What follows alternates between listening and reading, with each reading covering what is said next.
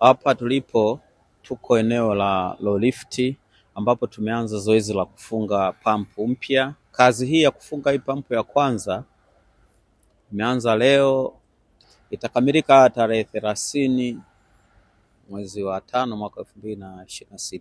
Tukimaliza pampu hii tutaiwasha na kuitesti kwa ajili ya kuangalia ufanisi wake. Baada ya hapo tutazima pampu moja ya zamani na kuanza kufunga pampu nyingine ya pili. Katika mtambo huu tunategemea kufunga pampu mpya 3 ili ziweze kuimarisha uzalishaji wetu. Kwa kiwango chetu cha uzalishaji kitakuwa imara sana. Tutakuwa tuyumbi kwamba mara leo tumezima kwa sababu ya matengenezo. Baada ya kazi kumalizika na kwa kuwa tayari tutakuwa tumeimarisha uzalishaji wetu, kwa hiyo maeneo yote yanayopata maji kutokea mtambo huu wote watanufaika na upatikanaji wa maji ya uhakika wakati wote.